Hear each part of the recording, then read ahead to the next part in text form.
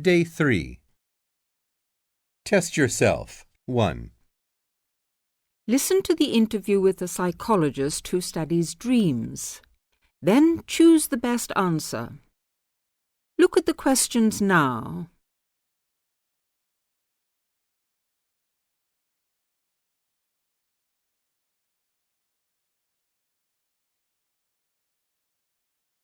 Now we shall begin.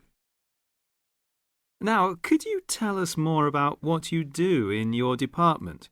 I mean, what research are you actually doing at the moment? We're trying to find out as much as we can about dreams.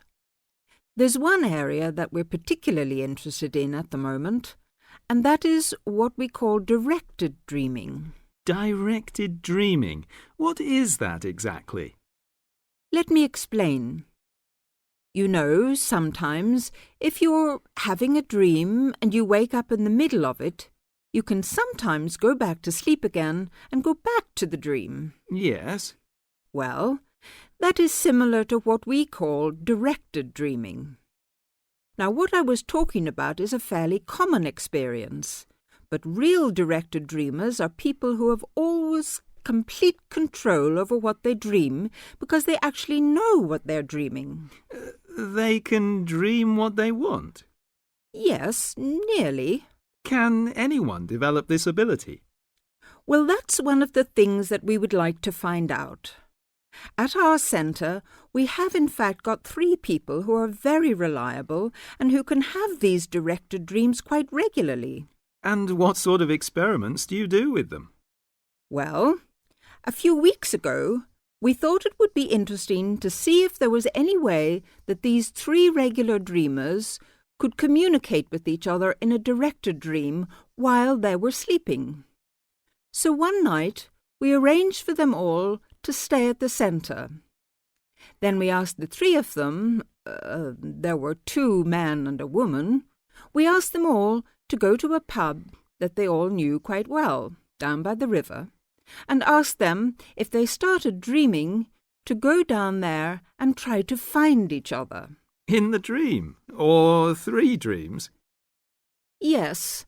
So they all went off to sleep, and the next morning we interviewed them all separately and asked them what they had seen.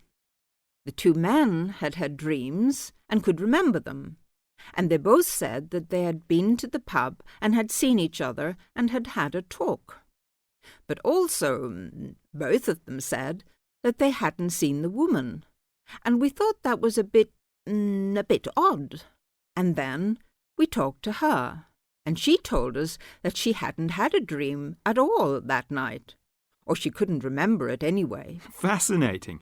So both of the men said she hadn't appeared in their dreams, and that was because she hadn't in fact been dreaming. Yes, though of course it could just be a coincidence. But that's the kind of thing that we're trying to find out more about. Well, thank you very much, Dr. Border. It's been fascinating talking to you. Thank you. Test yourself. 2. Listen to the following talk. Circle the correct answer for questions 1 to 6 and complete the table. Good evening, and welcome to this month's Observatory Club lecture. I'm Donald Mackey, and I'm here to talk to you about the solar eclipse in history. 1,000 years ago, a total eclipse of the sun was a terrifying religious experience. But these days, an eclipse is more likely to be viewed as a tourist attraction than as a scientific or spiritual event. People will travel literally miles to be in the right place at the right time to get the best view of their eclipse. Well, what exactly causes a solar eclipse? When the world goes dark for a few minutes in the middle of the day.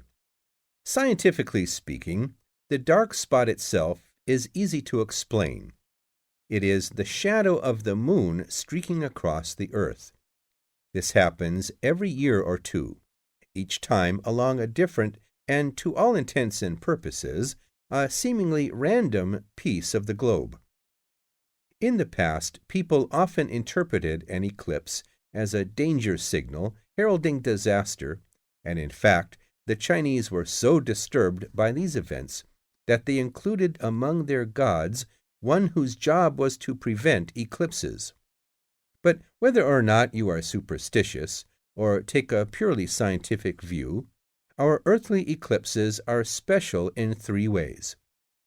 Firstly, there can be no doubt that they are very beautiful. It's as if a deep blue curtain had fallen over the daytime sky as the sun becomes a black void surrounded by the glow of its outer atmosphere. But beyond this, total eclipses possess a second, more compelling beauty in the eyes of us scientists, for they offer a unique opportunity for research. Only during an eclipse can we study the corona and other dim things that are normally lost in the sun's glare. And thirdly, they are rare.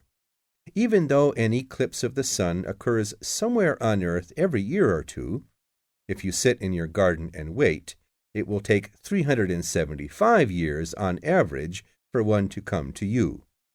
If the moon were any larger, eclipses would become a monthly bore. If it were smaller, they simply would not be possible. The ancient Babylonian priests, who spent a fair bit of time staring at the sky, had already noted that there was an 18-year pattern in their recurrence, but they didn't have the mathematics to predict an eclipse accurately. It was Edmund Halley, the English astronomer, who knew his maths well enough to predict the return of the comet, which incidentally bears his name, and in 1715 he became the first person to make an accurate eclipse prediction. This brought eclipses firmly into the scientific domain, and they have since allowed a number of important scientific discoveries to be made.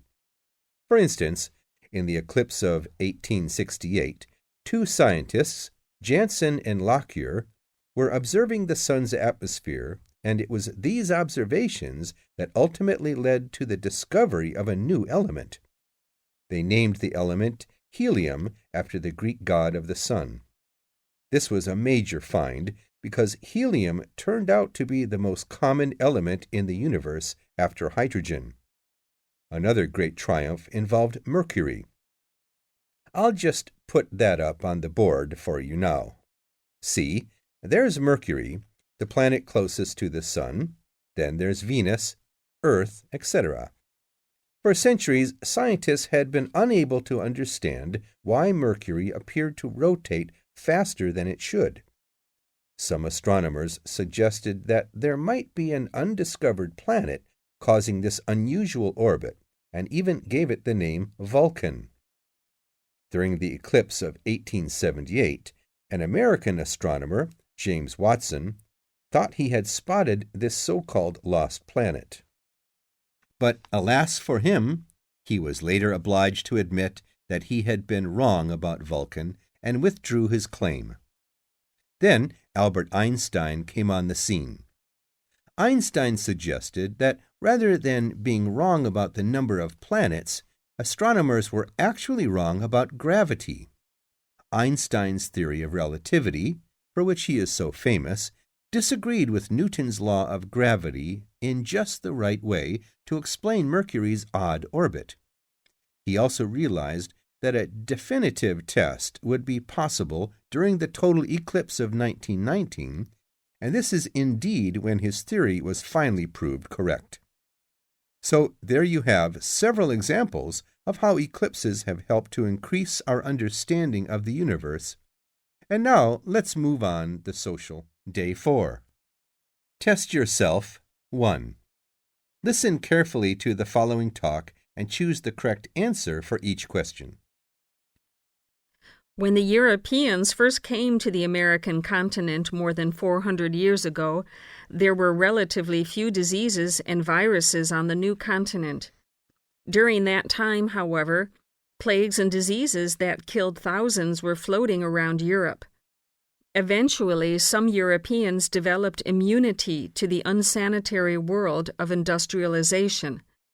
When they came to the American continent, however, many of the Native Americans had never been exposed to these viruses and hence did not develop immunity to them. By sharing the same food and water sources, many Native Americans contracted the European diseases. At a time when medical vaccines were still in their early stages, this led to the tragic death of thousands. The Native Americans gradually developed immunity to these diseases and were able to interact with the new explorers and colonists. They traded everyday items with each other, which led to the hybridization of these two cultures. One enterprising European colonist had an interesting idea. Why not create a trading post where the two groups could sell their newly combined works of art? Eventually, a post was set up, and the distinctly American works became known throughout the country for their unique styles. The trading post continued for a couple more decades until it eventually faded away. The works of that time period can now be seen at the Smithsonian National Museum. Until very recently, some tribes were still making pieces of art and selling them in their local trading posts. Day 5. Multiple choice 1. Listen to the following talk and choose the correct answer for each question. The Atlantic Ocean, named for the legendary lost island of Atlantis, has made up for the romantic origin of its name by becoming the most important commercial highway in the world, yet traces of romance continually mingle with the business of the sea. For instance, the Spanish adventurers who first sought gold and silver in America frequently found their ships becalmed, usually on the edge of the steady trade winds, about 30 degrees north or south latitude. A sailing ship could carry only so much water, and as it lay motionless under a hot sun for days or weeks, the tortures of thirst were agonizing. The horses were generally the first victims. They had to be thrown overboard when they died or became crazed with thirst. Because the Spanish caballeros thought highly of their horses, even crediting them with souls, they suffered great remorse and believed the ghosts of the proud war horses were haunting the scene. They saw the restless spirits in their dreams and related their dreams to sailors. Whenever the mariners passed that way, they would see in the spray or clouds images of wild horses bearing down on them. They began to call the broad belts of calm the horse latitudes, the romantic name by which they are known today. Multiple choice 2. Choose the correct answer, A, B, or C. Joanne! Hi, you must be Rob. Nice to meet you. So, I hear you're planning to visit Australia.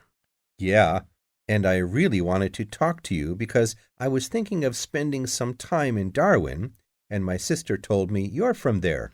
That's right. So, tell me about it.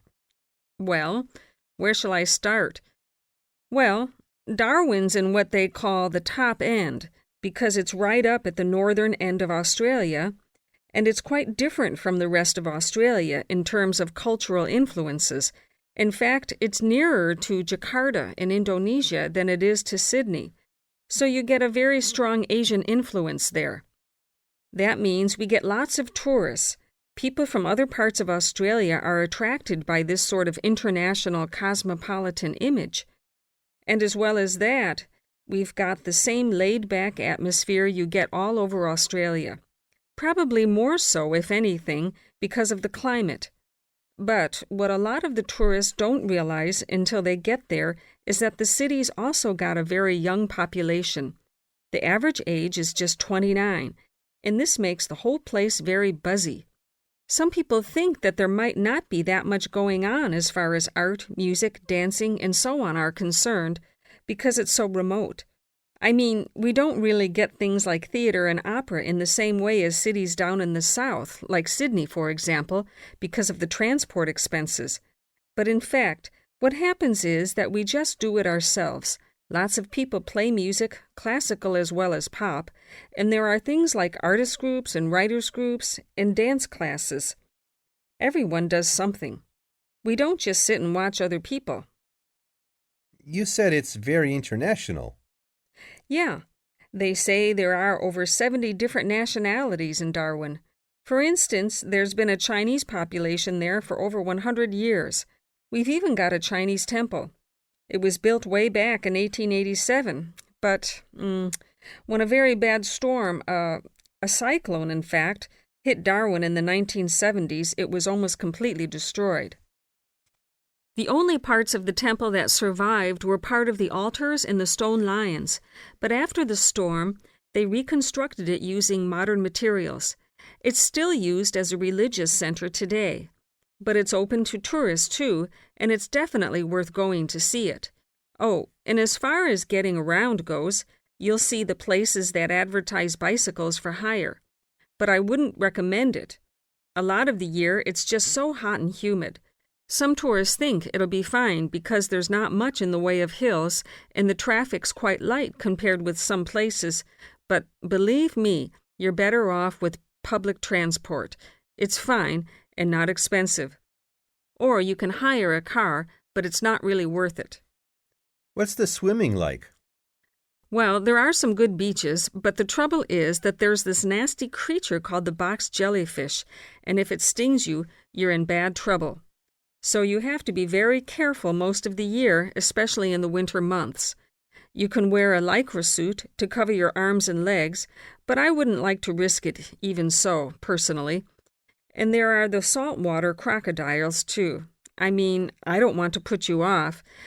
There are protected swimming areas netted off where you'll be safe from jellyfish and crocs, or there are the public swimming pools. They're fine, of course. Multiple choice 3. You will hear Peter Walsh being interviewed for a job. Listen and choose the correct answer for each question. But first, you have some time to read the questions.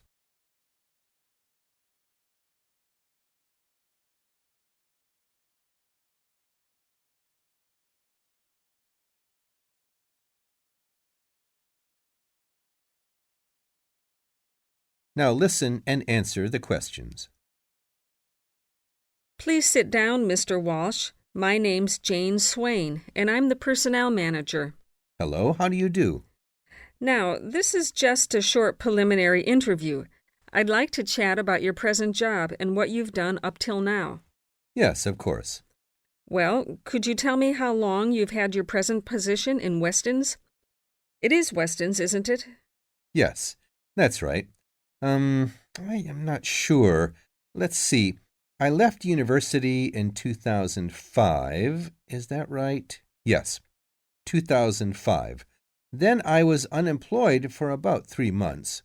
And then I traveled round America for a few months. So, yes, it must be about 3 years now, in fact. Yes. And have you any particular reason for wanting to change jobs? I mean, why do you want to move?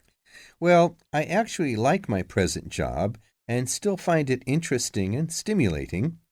The salary's okay, so it's nothing to do with money, though you can always do with more.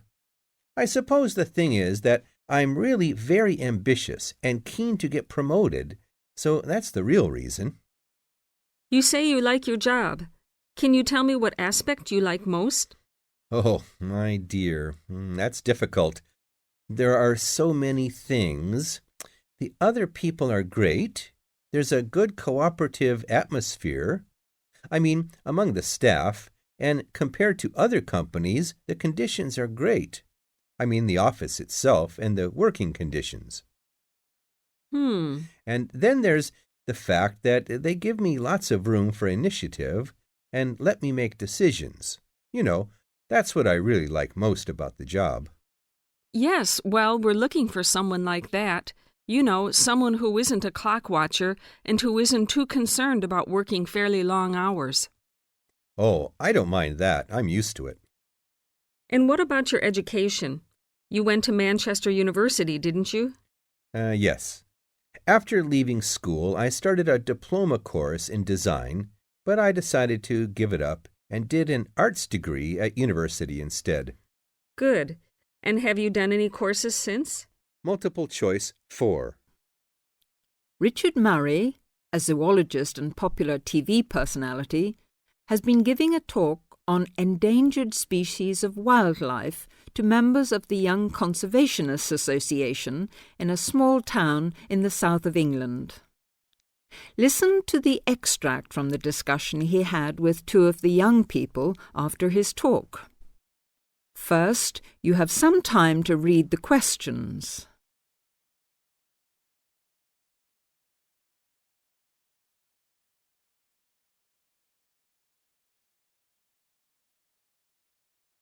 Now, here is the talk.